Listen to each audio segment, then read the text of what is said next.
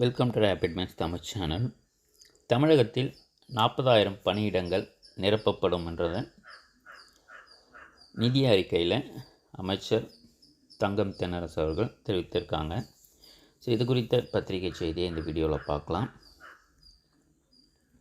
வரும் நிதியாண்டில் 2025-26 40,000 அரசு பணியிடங்கள் நிரப்பப்படும் என்று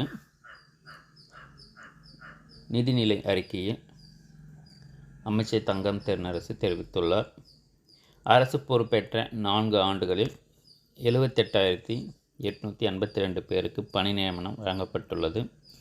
மேலும் 40,000 பணியிடங்களை வரும் நிதியாண்டிலேயே நிரப்பப்படும் பொருட்டு உரிய நடவடிக்கைகளை அரசு துரிதமாக மேற்கொண்டு வருகிறது. அரசு அலுவலர்களுக்கு குறைந்த வாடகையிலான குடியிருப்புகளின் தேவை உள்ளதை கருத்தில் கொண்டு சென்னை சைதாப்பேட்டை தாளண்டர் நகரில் 110 கோடி 190 குடியிருப்புகள் கட்டப்படும் எனவும் தெரிவித்திருக்காங்க. அதேபோல் அரசு ஊழியர்களுக்கு மீண்டும் ஈட்டிய விடுப்பு சரண் நடைமுறை அமல்படுத்தப்படும் என்றும் தெரிவிக்கப்பட்டிருக்கு.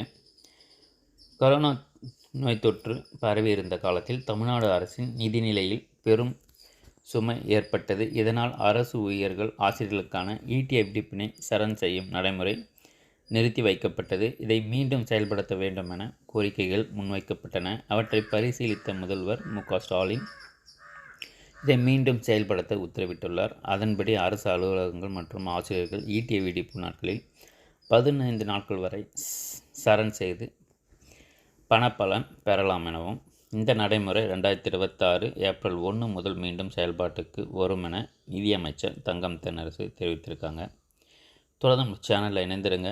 அனைத்து தகவலும் தொடர்ந்து கொடுத்துக்கிட்டே இருப்போம். தேங்க்ஸ் ஃபார் வாட்சிங்.